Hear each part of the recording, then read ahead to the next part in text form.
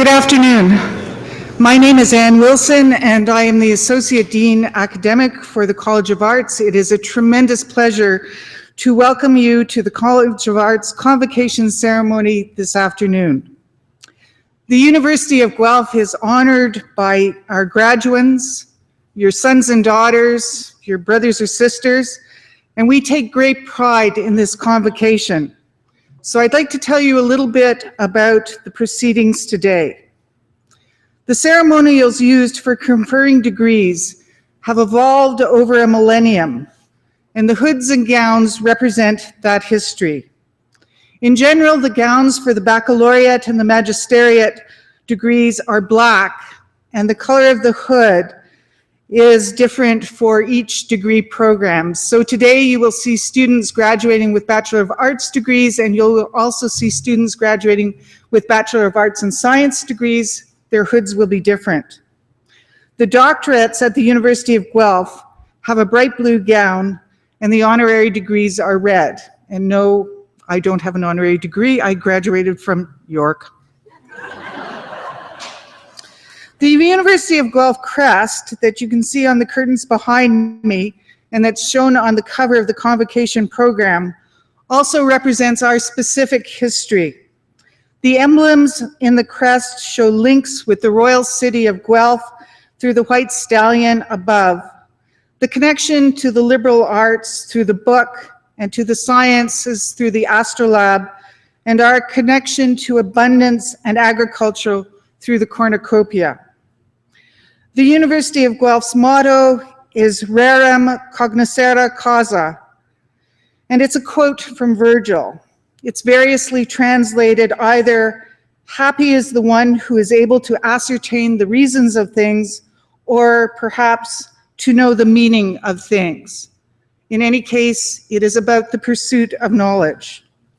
The procession of people into the hall is also influenced by an ancient tradition. The piper will herald the start of the procession of the graduands. Those are your students who are coming here to graduate today. And this will be followed by the arrival of the mace leading the platform party. The mace is a symbol of authority of the university, and it will be carried by the beadle. In medieval universities, a beadle was chosen by the instructors to work as an assistant. And today, the beadle is a ceremonial officer of the university's senate. Following the beadle and the mace is the vice chancellor, members of the administration, the honorees, fellows of the university, members of the board and senate, members of faculty and staff. The degrees will be conferred in the order that you see in the program. The degrees are separated by categories representing the specific degrees being awarded within a college. We will begin with the doctorates and magisteriates. I'm reading from a script. I believe today, actually, we only have baccalaureates. And the reader will present the scholars to the vice chancellor by degree category. As the name of each student is called, the beadle will place the head over the recipient's shoulders. And this moment will be video recorded, and technology willing, there will be a simultaneous live telecast of the event to allow family members who are not present to view from a distance. There's also a recording, by the way, on the website if you want to go back and have a look and relive the moment. The Vice Chancellor will greet each student at center stage, and a photograph will be taken.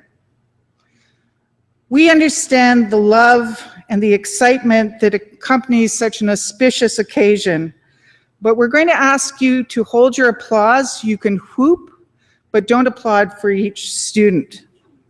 I'd have to say I've been to a number of convocations, and sometimes parents lovingly embarrass their child by crying out, "Love you, pumpkin." Personally, I think that's okay. At the end, when the degrees are conferred, there will be an opportunity for truly thunderous applause, and I would urge you to applaud with rapture and celebrate this wonderful moment.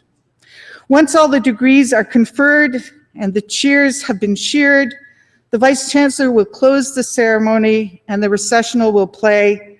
Please remain standing during the processional until all of the platform party has processed out of the hall. Thank you very much and enjoy this wonderful, wonderful day.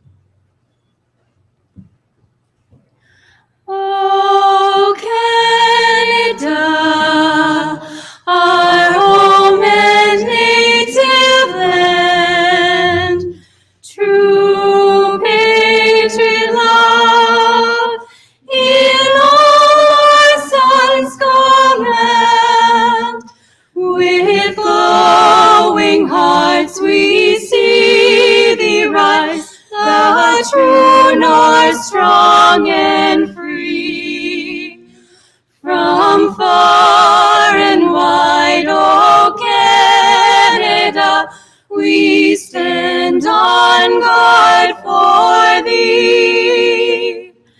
God, keep our land glorious and free. O Canada, we stand on guard for thee. O Canada, we stand on guard for thee.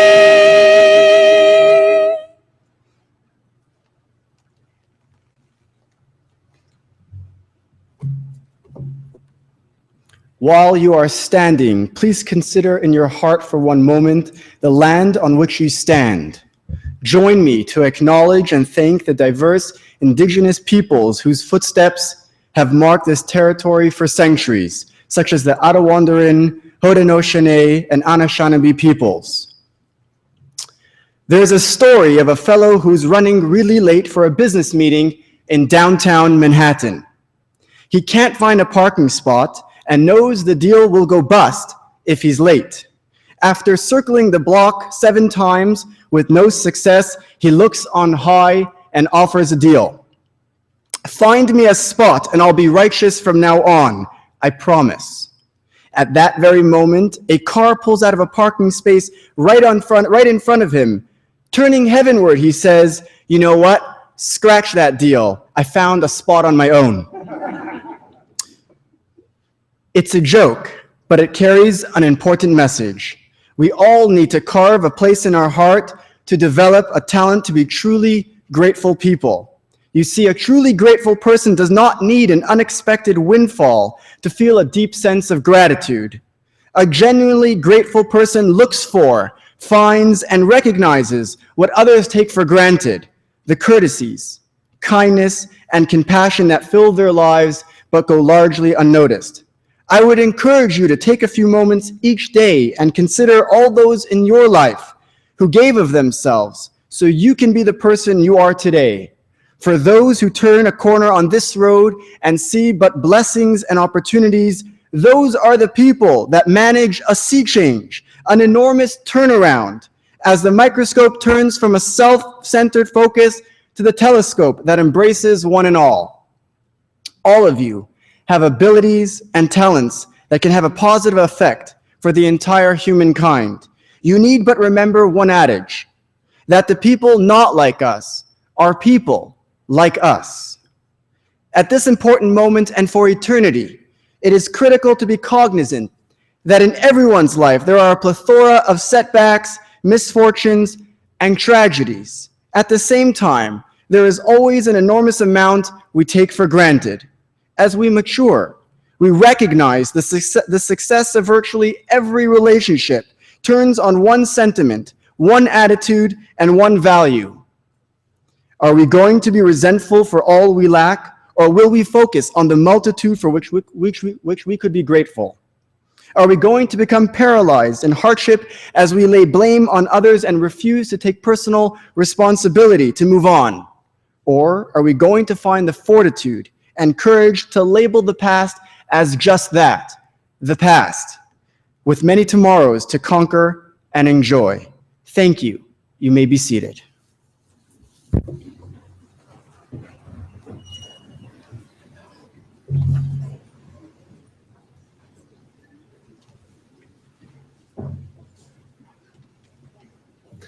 Members of the board, honorary fellows and faculty of the university, family and friends, and graduates, welcome to the celebration of Convocation at the University of Guelph. Let me also take this opportunity to extend a particular welcome to a number of leaders from the community that are with us today. Our Member of Provincial Parliament, Ted Arnott, welcome. City of Guelph Councillors Phil Alt, Kathy Downer, and James Gordon. Wellington Catholic District School Board Director of Education, Tamara Nugent. Our Board of Governors Chair, Kevin Golding, and Student Medal winner, Ariane Cohen, as well as today's Convocation speaker, Dion Brand. Welcome, all of you.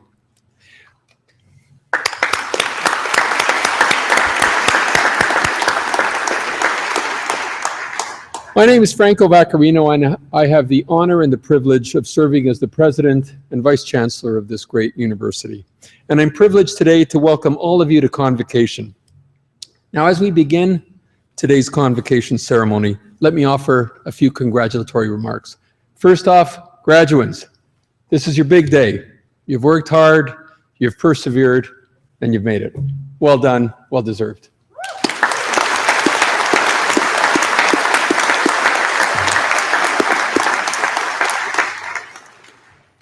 Now, graduation day is all about transitions, moving from one thing to another, moving from one state to another. It's one of a number of important transitions that I'm sure you've already made in your lives and will continue to make in the years ahead. Last fall, I had the opportunity to welcome our new first-year students to the University of Guelph, and I reminded them that besides being the incoming class of 2015, they're also the graduating class for 2019. So for them, that was a moment of traveling forward in time. And just for a moment, I'd like to travel back in time with you to your own arrival here just a few years ago. Remember how it felt to set foot on campus for the first time as new students. Sure, there was a mixture of excitement, very energized, but at the same time, sense of anticipation and nervousness, maybe confidence, hope and fear, all kind of bundled together at the same time. Well, looks like you figured it out. Explored campus, navigating through your classes and labs, finding new friendships, mentors, perhaps discovering the wider Guelph community. And maybe most important, discovering a little bit more about yourselves. It was a time of transition, going from what you were to what you would become, including, by the way, becoming Griffins. Now it's a time for the next transition. And maybe you're feeling a familiar or similar mix of hope and optimism together with some trepidation and even uncertainty. So think back over the past few years of your studies here at Guelph. You leave us today having gained new knowledge and having had a chance to study and work with some of the world's very best teachers and researchers. And as part of a learning-centered, research-intensive university, you've witnessed breakthroughs in scholarship and in research. You've been a part of a diverse, welcoming community, open to differing opinions and shared learning and discovery. And I would suggest that what you've learned goes well beyond strict subject matter. An important part of our mission as a university has been to provide you with the tools to successfully adapt and navigate through the complexities and the dynamics of modern society. In our fast-paced world, the gap has narrowed between knowledge generation and knowledge application. New ideas become new products at truly an unprecedented pace. Information and communication technologies and the related democratization of learning and knowledge, the sheer accessibility, mass accessibility of learning and knowledge have truly become game changers. Effectively, what's happened is that the distance between today and tomorrow has narrowed, and it's narrowed dramatically. Now that presents challenges, but it also presents amazing opportunities for all of us. A key challenge, of course, with change and transition is uncertainty, the very thing you may be feeling or facing right now. And of course, it is a challenge, and it's also an important opportunity. And the opportunity lies in what I like to call the upside of uncertainty. Taking uncertainty and change, adapting to it in a healthy way, and turning it into a positive, turning it into an opportunity. So what does that mean? Well, here on campus, what it means is that our researchers and scholars, they confront uncertainty by anticipating problems and opportunities and develop solutions to those problems. And that includes, by the way, solutions to problems that don't even exist yet. So they also anticipate what kinds of problems are going to be facing us in the future. It's looking at the other side of uncertainty. For you graduates, it means building on all that you have learned, getting the job done, and getting it done well, all while at the same time being future thinkers, thinking about the other side. Here at Guelph, we've tried to help you learn to adapt to and indeed to thrive in tomorrow's ever-changing world. And that pace of that change is just going to get quicker and quicker. We've looked to provide not just a curriculum for you, but also the life skills or the tools for your lifelong survival kit. So today you face a new transition. Some of you will continue on to grad school, others will enter the working world, and still others will travel or perhaps ponder what your next steps might be. Whatever your next move, here at Guelph, we've provided the analytical and qualitative skills we believe that you need to look beyond the world today and to succeed through innovation and problem solving in new, interesting, and fresh ways. You've learned about adaptation and you've learned about creativity.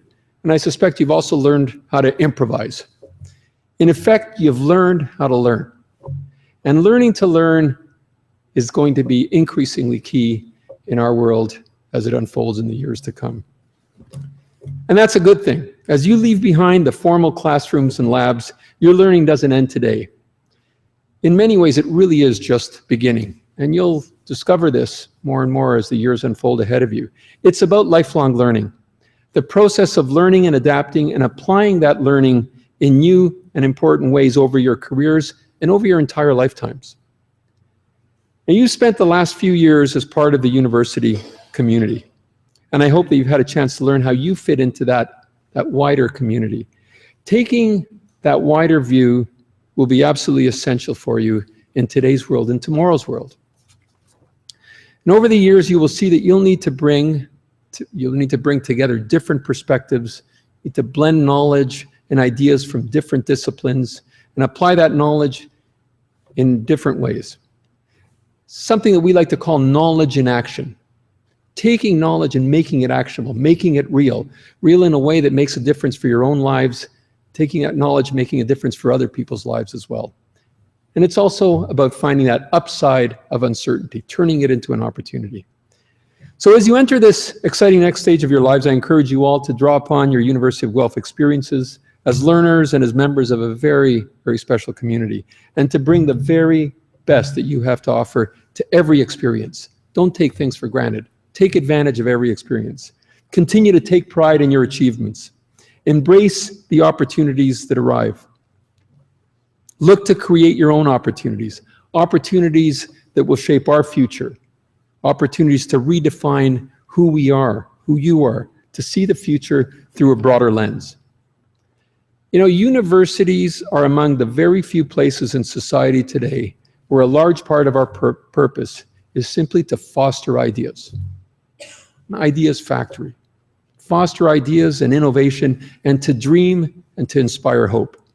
I encourage all of you to find ways to take what you've learned here, to engage with, and truly make a difference in your world, our world. Oh, and one more thing. I've talked a lot about uncertainty, but there's one thing that's for certain, and that is once a Griffin, always a Griffin. Well done. Thank you very much.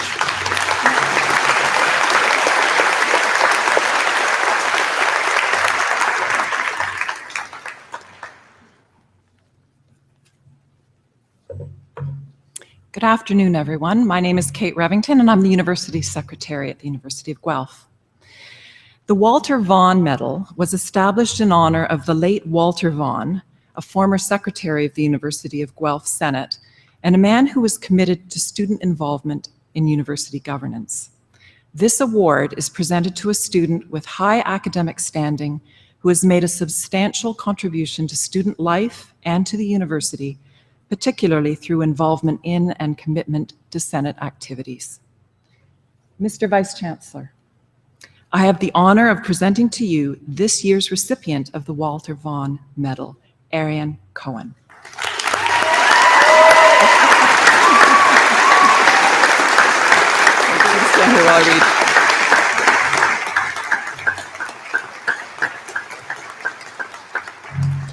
As a Bachelor of Arts and Science student senator for several years and then co-chair of the Student Senate Caucus, Ariane represents her fellow students with passion and integrity, always with the goal of improving the student experience. Her leadership and commitment demonstrate the value and impact of the student voice in university governance. As a student senator, Ariane was fully engaged in the work and activities of Senate and its committees. As a member of the Senate Priorities and Planning Committee, she represented student perspectives in discussions and decisions shaping priorities and planning for academic governance. As caucus co-chair, she reported regularly to Senate on student viewpoints through the presentation of student feedback, which she actively solicited and collected from her fellow students through the caucus and other student networks. Her contributions as a member of the university's Mental Health Advisory Committee, which led to the recent approval of a new student mental health framework for the university, were described as insightful and impactful. Ariane is an exceptional student who has been on the Dean's Honors List every year. In 2015, she was awarded a prestigious NSERC Undergraduate Student Research Award. Specializing in both neuroscience and political science, she already has a peer-reviewed publication on her neuroscience research, which is an impressive accomplishment. In addition to her demanding work on the Senate, Ariane has been an active volunteer.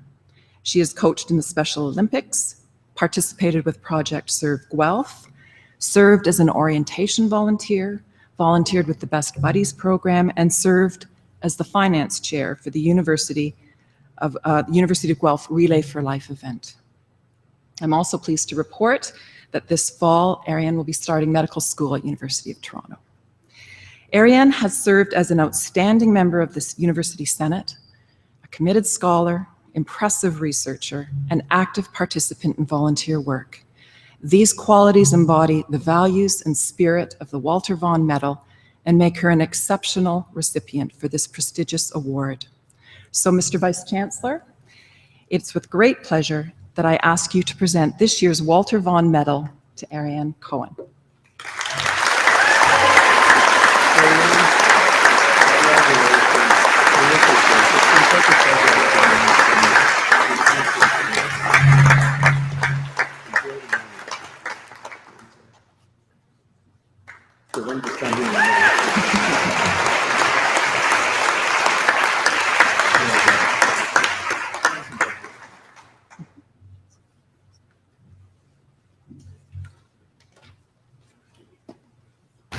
This afternoon's convocation address will be delivered by Professor Dion Brand.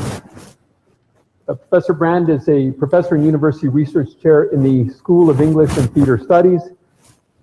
She is a renowned poet, novelist, and essayist. She has published some 18 books, contributed to many anthologies, written dozens of essays and articles, and made documentary films for the National Film Board. She's received numerous awards for her work, amongst which are the Governor General's Award for Poetry in 1997 and the Griffin Prize for Poetry in 2011. She was also named the Poet Laureate of the City of Toronto in 2009. Please join me in welcoming Professor Brandt to now give convocation address.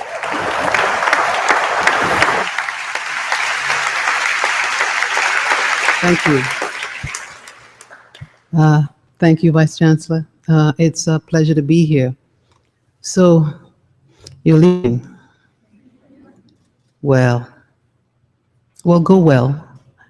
But first, I want to congratulate you on this notable day. This degree and this ceremony are markers for you, I know. Passageways full of light to your future life. I have to admit something. Well, I will make two confessions through this. This is the first. This one you won't understand, but the other you will, I'm sure. I have to confess that I did not attend my own graduation from the University of Toronto back in 1970, something.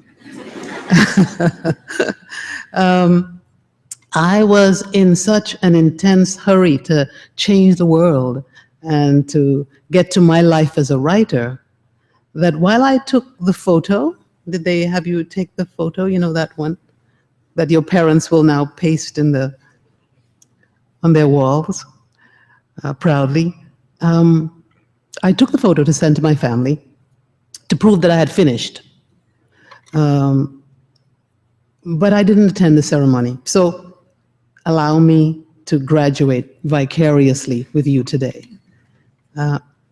in joining in your celebration, it takes me back to that time and to a time before, and to the reasons that I studied English literature. But I think that my study of literature began perhaps in my grandmother's lap, in a house in a village called Guayguayari, 10 degrees above the equator, with the sea outside and the sound of the surf. There, sitting in her rocking chair, she would tell stories about mythic beings and transgressive women. Those were my first classes in literature, and perhaps my first classes in feminism and psychology. There was, too, my grandfather, reading the newspaper every morning and every Sunday with his tea and his glasses and his gristly mustache, commenting about the political situation in the world. And those, I think, were my first classes in philosophy and history. And then there was the radio my family listened to from the French Antilles and from the nearby Venezuelan coast. Those were my first teachers in languages. And my lessons in fine art, in costume and mask and music, came from the yearly carnival that made its way for 2 days every year through all the streets of my childhood. So my graduation from that first school awarded no document unless you can count carrying the sounds and the cadence, the moral, the ethical and aesthetic temperature of those two people and of that time and its languages and its theater into the rest of my life. But perhaps that graduation took place on a plane flying to Toronto with the thought in my 17-year-old brain of becoming a writer. Landing here, I entered the academics of literature, the classes in Old and Middle English, Restoration, Romanticism, 18th and 19th century contemporary European, Caribbean, Latin American, African American literature, and also philosophy, Plato, Kant, Hobbes, Locke, and finally and gratefully, in the end, Marx and Engels. Well, so I missed my BA convocation because I was so busy. I was in a big hurry to synthesize all that I had read and learned into books of my own.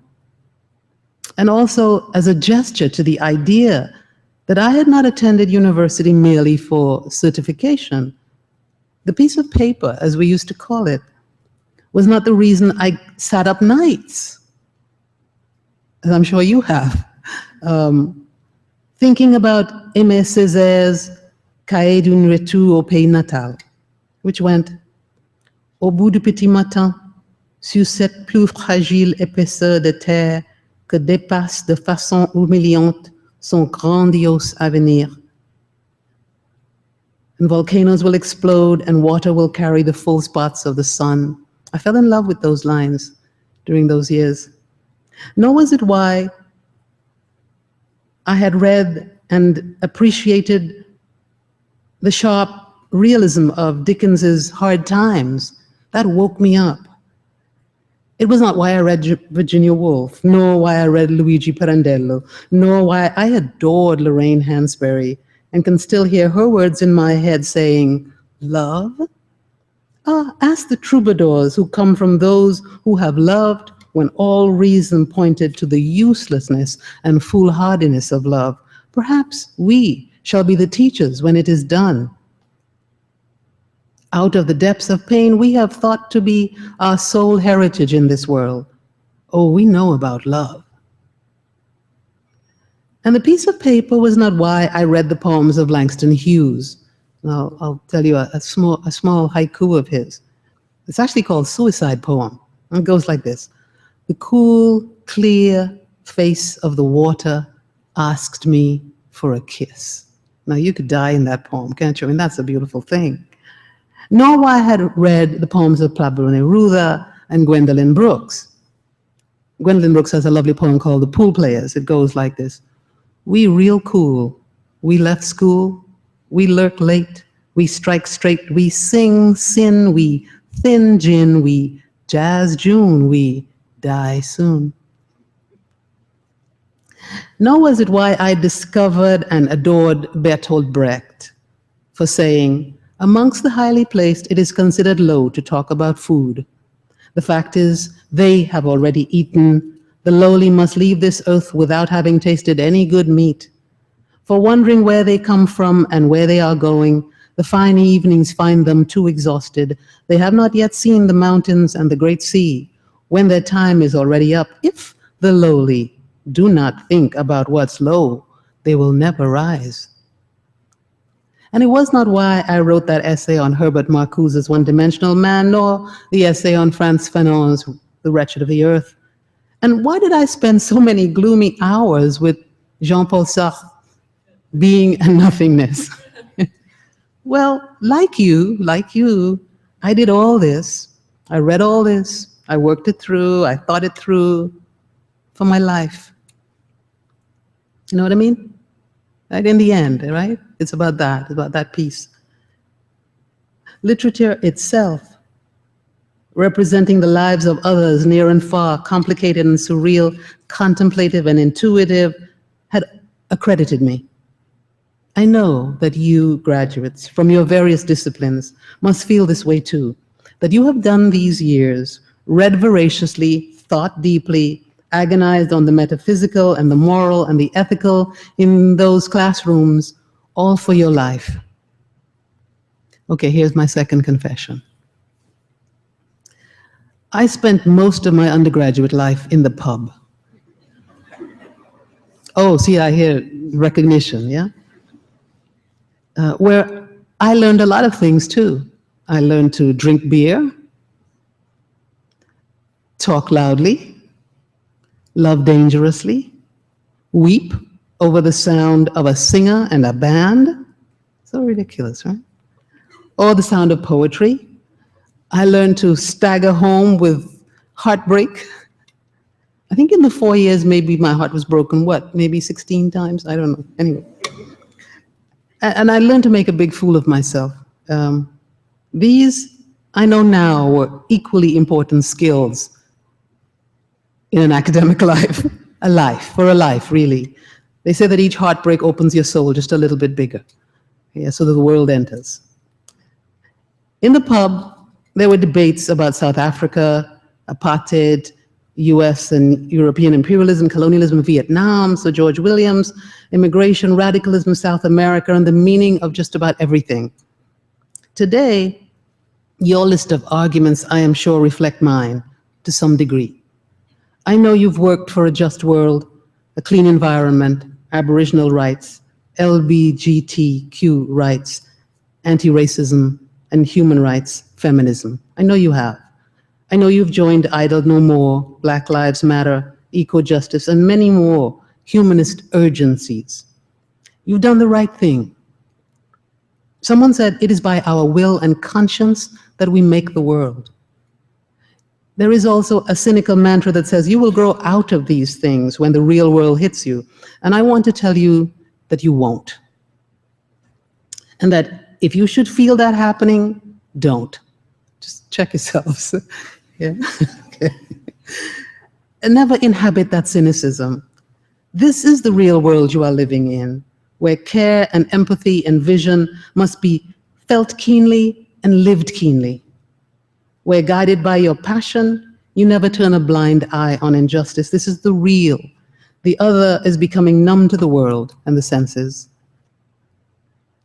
As an undergraduate, many people also ask me, like, why was I doing English, right? What was I going to do with that? Why was I studying philosophy? What kind of job would I get from that? And why didn't I do something more worthwhile? And I answered that I was doing literature for my life, so that I could live a life of the mind, so that when what they considered worthwhile, which was usually about money, and it is true, one has to pay the rent, but when that fell apart, or gave out, or wasn't sufficient to explain the world, I would still have a life. Becoming a writer entailed that taking a vow of poverty each year, and each year, even now, I kind of renew those rights, renew those vows, yeah? Because literature allowed me a great space to practice what Paul Valéry called the ancient craft of the beautiful. And the space that this craft has opened in me is the payment, the open field that art allows, the electrified synapses in the brain, the way a life deepens, the more elaborate a human being I may become, attending to history, attending to the social, attending to the possibility. At a reading in Calgary once, when my novel What We All Long For came out, there was a woman waiting in the book line to talk to me.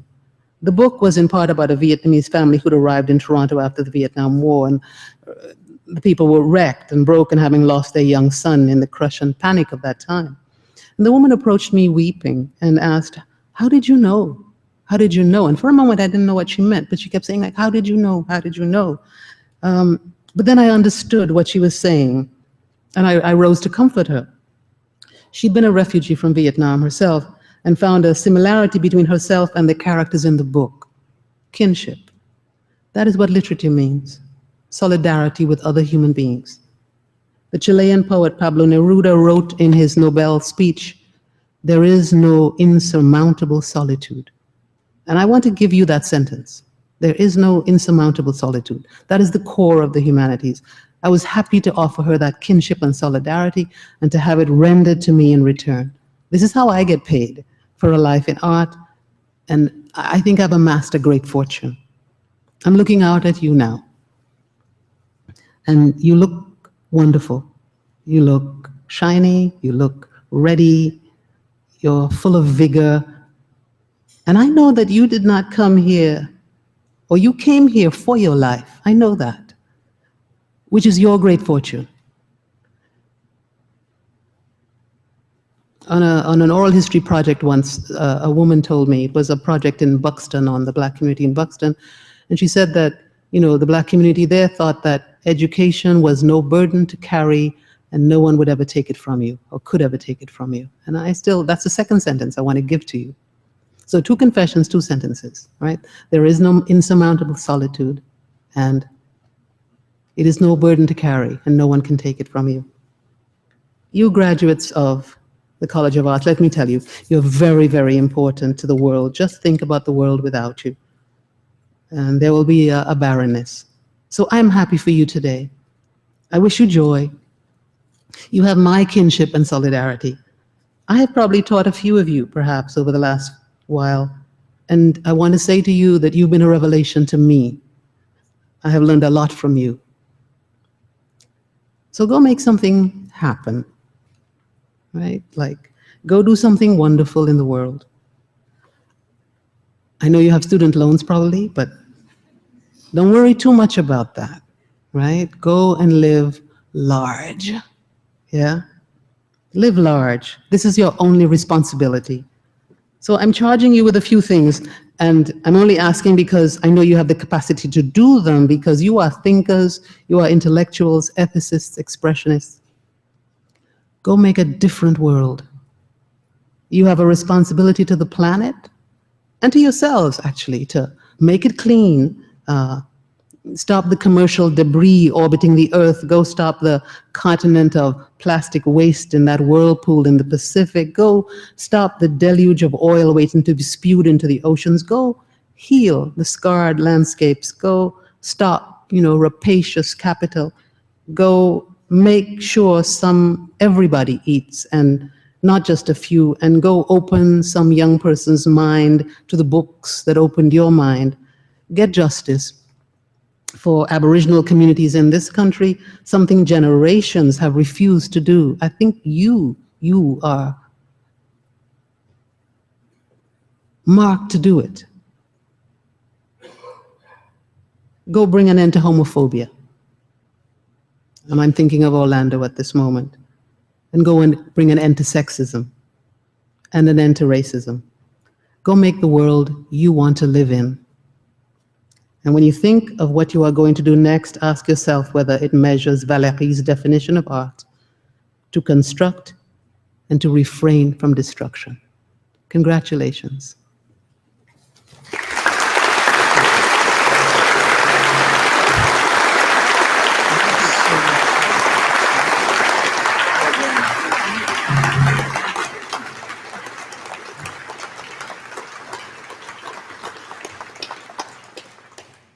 Thank you so much, Professor Brand. My name is Malcolm Campbell. I'm the Vice President Research here at University of Guelph. I, like some of you, have sat here in this room as a parent. I, like some of you, have sat here in this room as a life partner. And I, like 132 of you, have sat in this room exactly 30 years ago, in fact, June 1986, as a fellow Griffin about to graduate.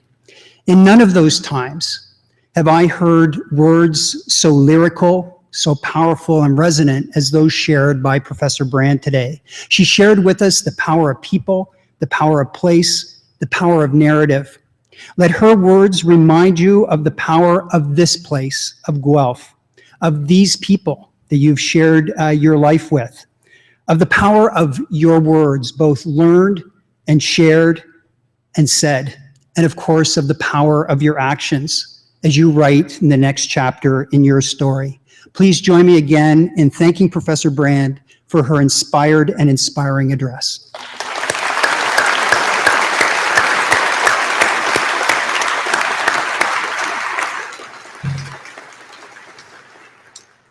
And now the moment that you've all been waiting for. Will the graduating class please rise? And this is the fun bit, you gotta all pay attention. Mr. Vice Chancellor, I have the honor to present to you these scholars who have fulfilled the statutory requirements laid down by the Senate of the University of Guelph that they may be admitted to their various and several degrees. By virtue of the authority vested in me and in the University of Guelph, I hereby accept you for admission to your various and several degrees, with all the rights, privileges, and obligations appertaining thereto. Ladies and gentlemen, please join me in congratulating these wonderful scholars and their terrific accomplishments.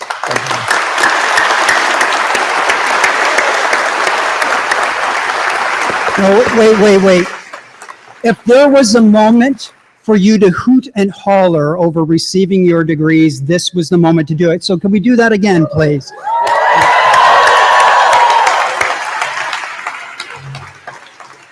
You've made me a proud Griffin. You may be seated.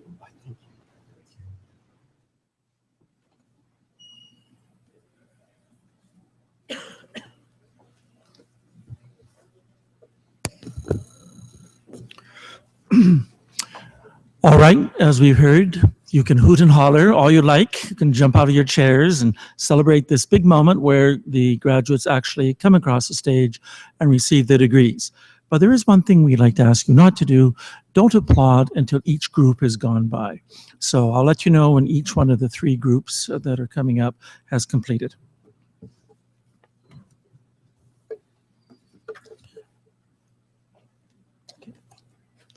Mr. Vice Chancellor, I have the honor to present to you these scholars from the College of Arts that they may be admitted to the degree of Bachelor of Arts Honors Program. Thoreau Baker, with distinction.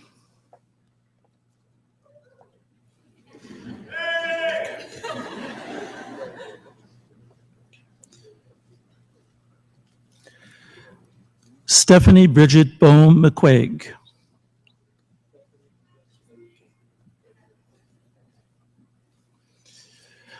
Macaulay Bullock, with distinction.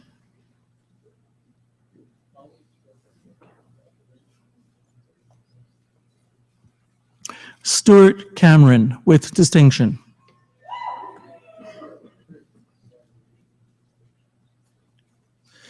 Jennifer Elizabeth Chamberlain.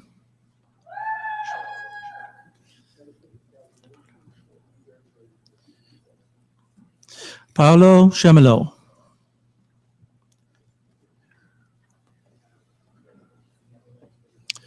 Samir Shabra.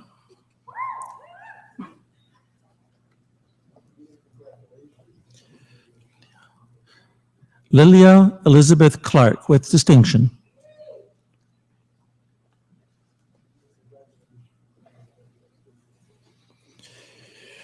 Victoria May Coles.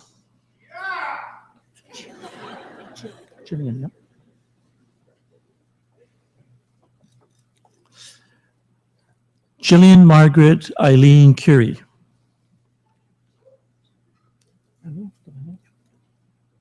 Okay. James DeMello with distinction.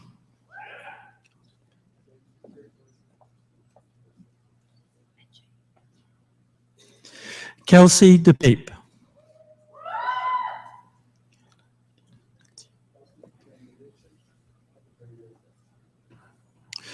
Caitlin Adina Etier with distinction.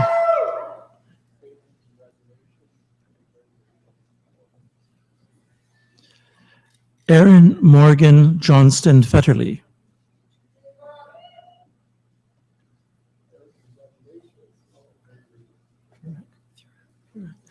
Natalie Field.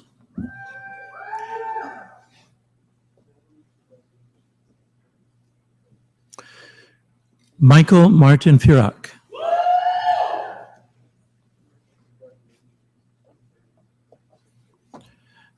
Duncan Robert Gibson Lockhart with distinction.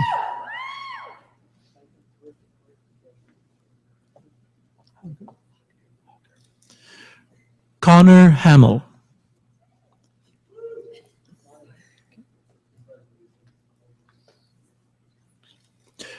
Christine Lisa Hauger.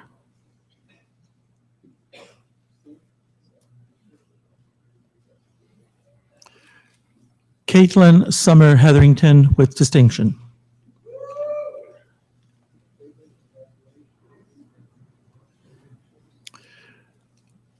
Madeline Patricia Higgins with distinction. Okay. Odacia May Howlett.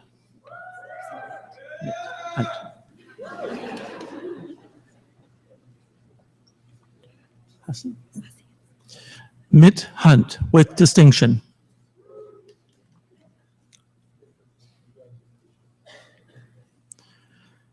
Nicole Claudia Hussey.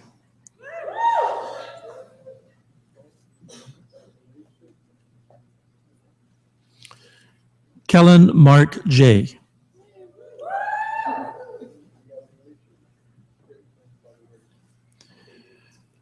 Rebecca Louise Johnson with distinction.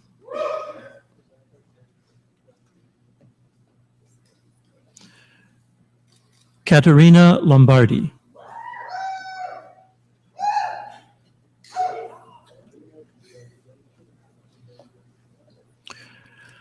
Stephanie Melanie Lowry with distinction.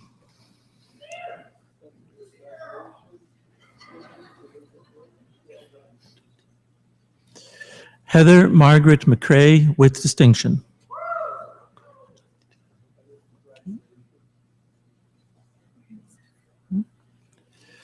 Andrew Rocco Mandaliti.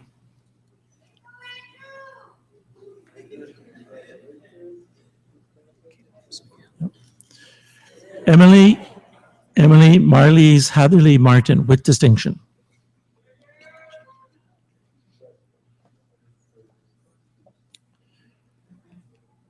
Caden James McCann.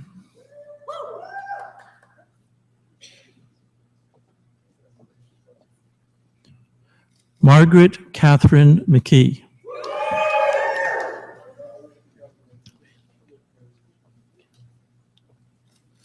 Megan Lee Kant Mitchell with distinction.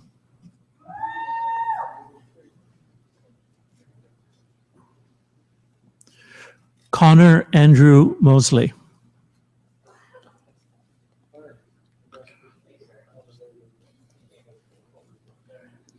Brock Michael Ogilvie.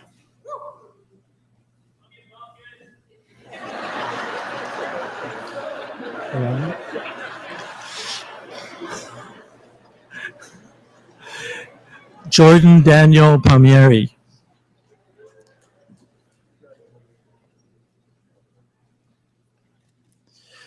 Ryan Christopher Paragni with distinction.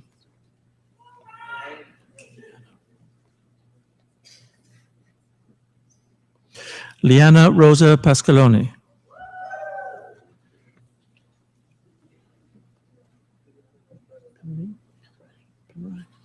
Brady Robert Hugh Patterson.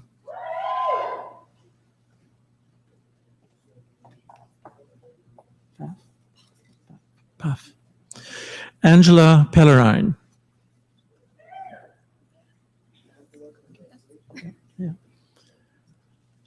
Chantal Monique Paff.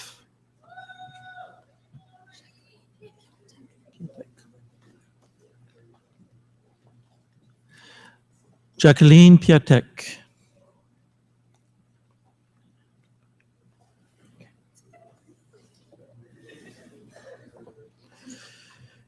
Emily Ann Pittman with distinction.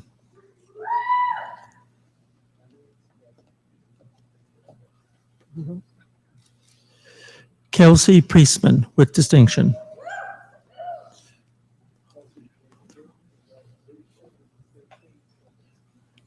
Holly Marina Prothero.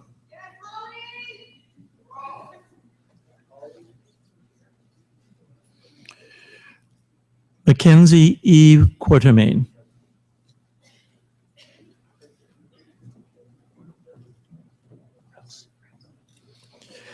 Emma Ravenhill.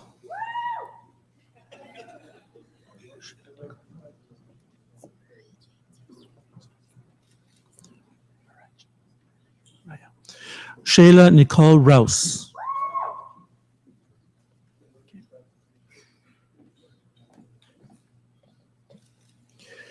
Mariah Jane Sears Stryker with distinction.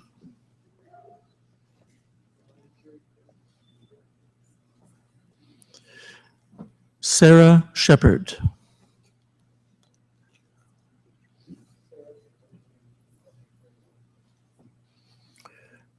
Natalie Shore.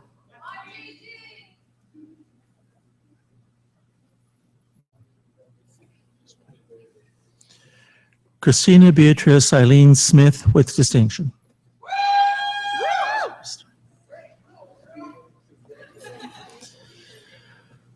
Sarah Stripe.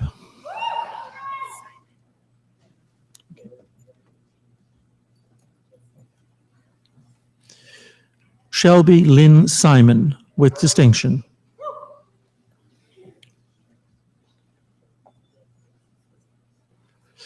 Julie Liliana Talbot.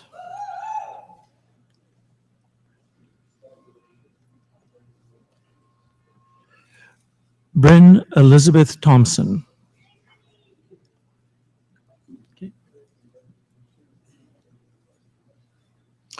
Lisa Marie Tubb.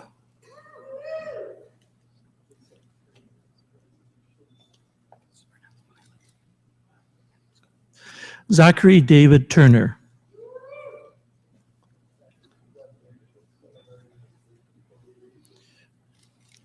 Scott Keith Violet.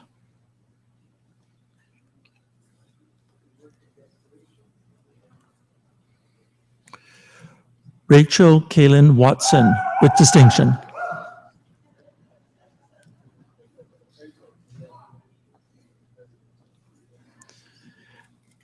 Anna Rebecca Wiebe.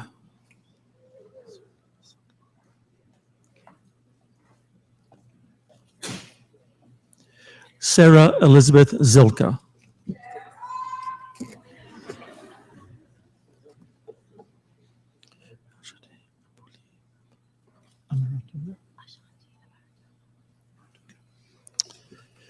We may now applaud for these graduates.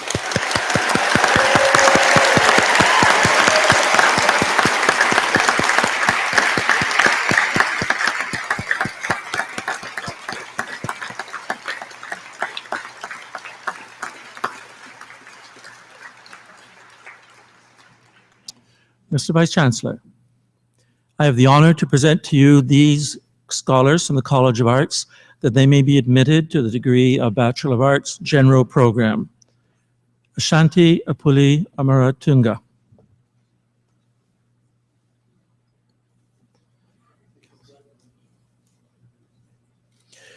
Kelsey Baldwin Paquette.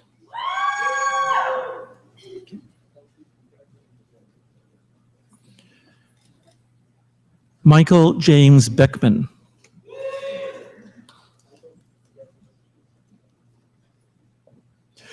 Taylor Patricia Campbell.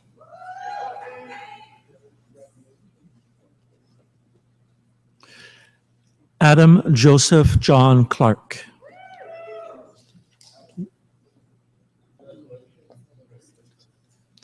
Tristan John Davies.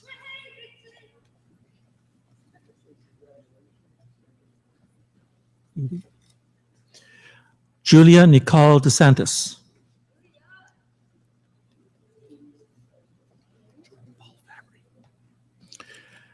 Simon Dennis Eady.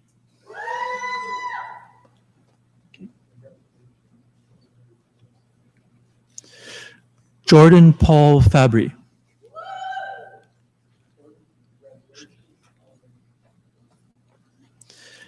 Shaylin Ferguson.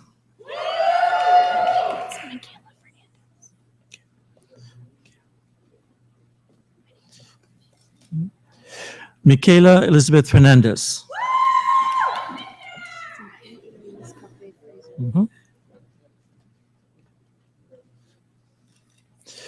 Marie-Eloise Corbeil Fraser.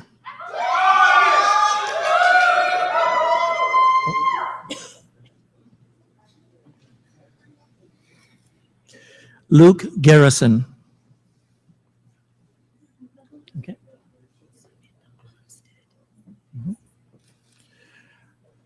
Courtney Hamill with distinction.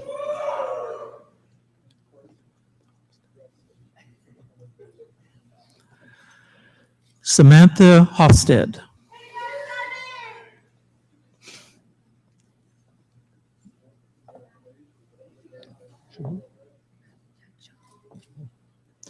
Dustin John Wesley Hope with distinction.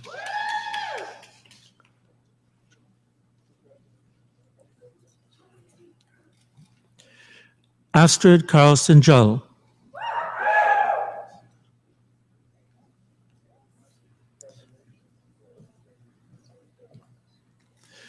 Sina Lotfamadi.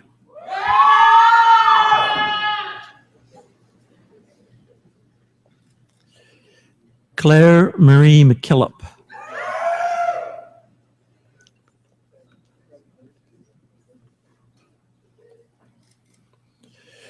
Brittany McMacken.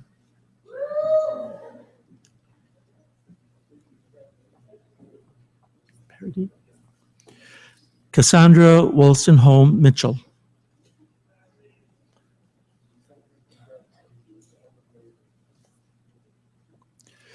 Daniel John Paradis.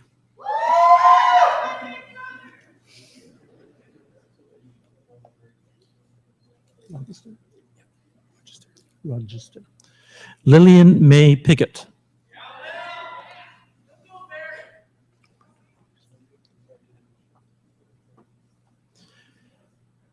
Brandon Rochester.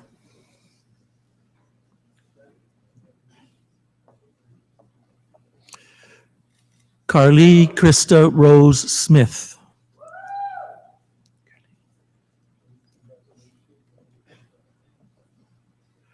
Melanie Rose Taylor.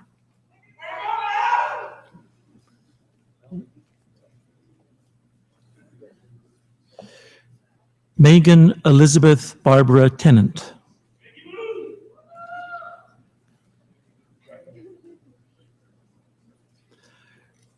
Carlin Josephine Walzer.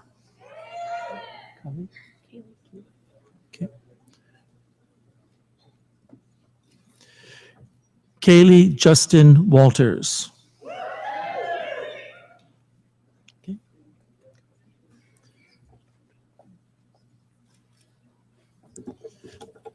Matthew Storm Taylor Whitmore.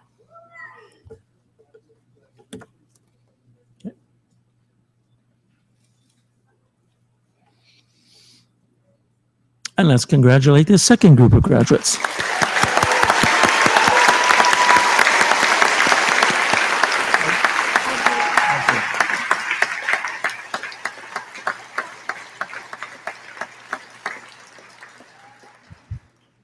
Mr. Vice Chancellor, I have the honor to present to you these scholars from the College of Arts that they may be admitted to the degree of Bachelor of Arts and Sciences Honors Program. Mandeep Aujla.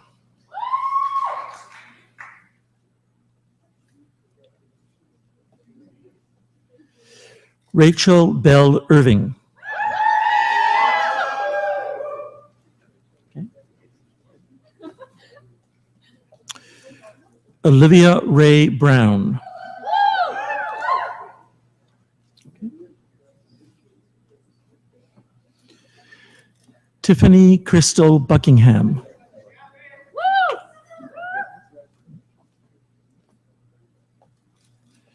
Jessica Megan Carswell.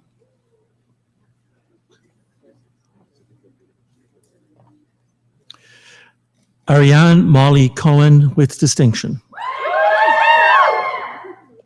Okay. Jessica Elizabeth Davidson with distinction.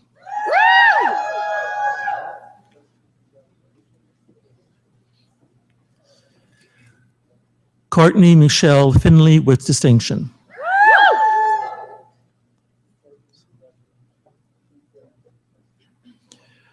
Jasmine Samantha Fritz with distinction.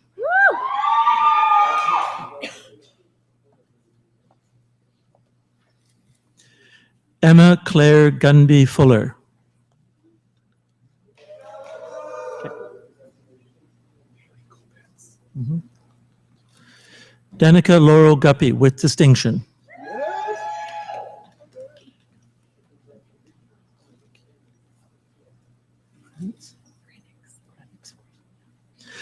Ricky Haley Colpitz with distinction.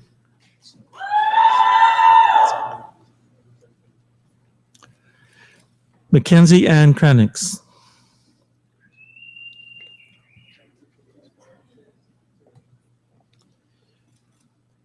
John Lozon with distinction.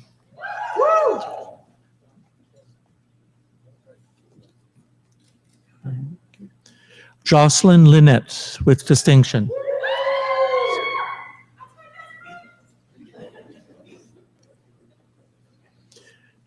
Sarah Emily Mann with distinction.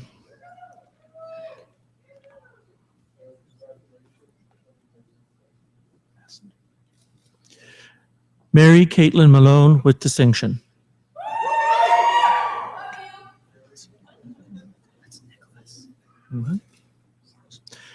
Erin Marie Elizabeth Massender with distinction. Okay. Nicholas William Peter Morose with distinction.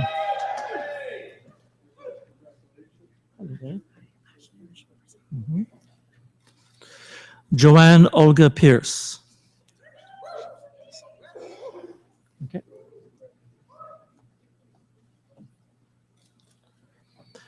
Ashley Arishma Prasad.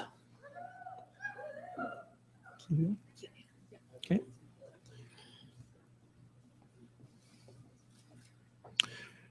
Kelia Lauren Quinn Deloney with distinction.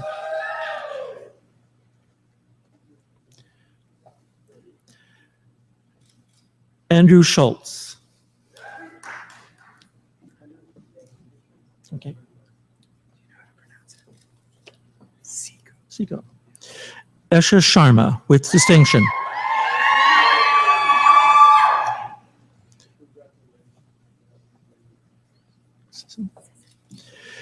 Julian David Pierre Sicko with distinction.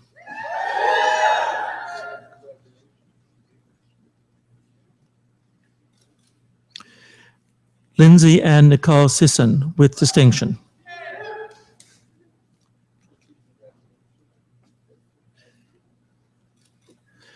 Kathleen Elizabeth Skinner with distinction.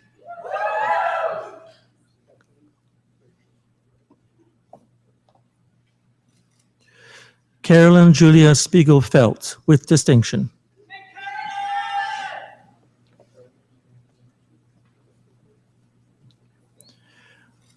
Jolene Helen Ursula Tipo with distinction.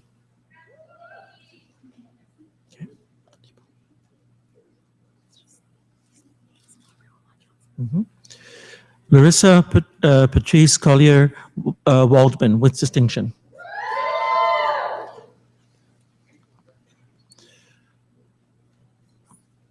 and Aubrey Wilmot Johnson with distinction.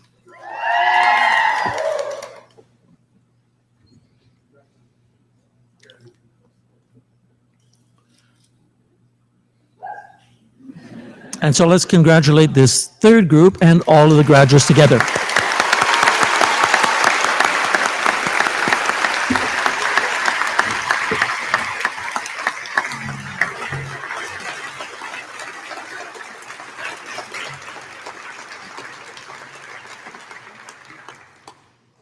Mr. Vice Chancellor, I would ask you to confer the various and several degrees on the graduates listed in the program but unable to be present at this ceremony. By virtue of the authority vested in me and in the University of Guelph, I confer the various and several degrees in absentia on the graduates not present. Thank you. Well, graduates, you did it. Congratulations.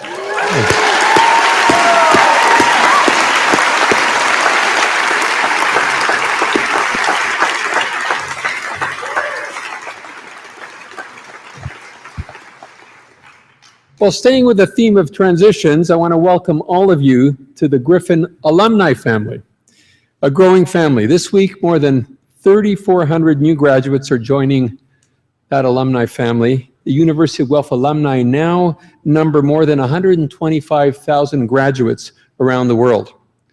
We're all, as you can imagine, very proud of your accomplishments here at the University of Guelph and do look forward to seeing how the foundations you've developed here as a student will continue to support you in the years ahead. We want to celebrate your achievements and successes and do hope that you'll stay in touch with your alma mater. And remember that you're always welcome here. Graduates, you've made so many, I'm sure, great memories here at the university, including today's ceremony. And remember this as well. You're a student for a short time, but you're a Griffin forever. So congratulations.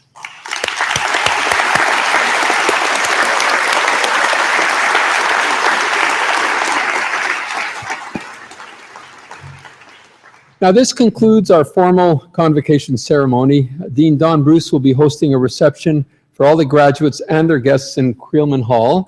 This really is an opportunity to congratulate the graduates, and we do hope that you can attend. Now, a small item of business. I'm sure you all want to get out there and start celebrating, but if you could just, on your way to doing that, make sure you drop off your hoods and gowns, the tent outside. But on that note, now, as tradition has it, the Vice Chancellor gets the last word, and that's me, and the last words actually are, convocation is dismissed. Well done.